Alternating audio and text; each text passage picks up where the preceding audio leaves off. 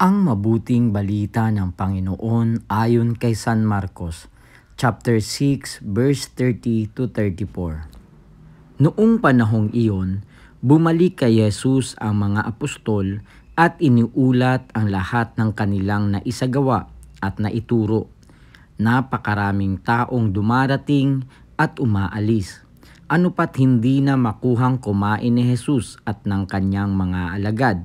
Kaya't sinabi niya sa mga ito, "Magtungo tayo sa isang ilang na puok upang malayo sa karamihan at makapagpahinga kayo ng kaunti." Umalis silang lula ng bangka at nagpunta nga sa isang ilang na dako.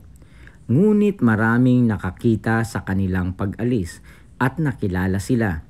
Kaya't mula sa lahat ng bayan, ang mga tao'y patakbong tumungo sa dakong pupuntahan ni na Jesus at nauna pang dumating doon kaysa kanila.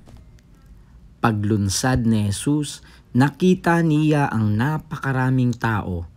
Nahabag siya sa kanila sapagkat para silang mga tupang walang pastol at sila'y tinuruan niya ng maraming bagay. Ang mabuting balita ng Panginoon. Pinupuri ka namin, Panginoong Hesukristo.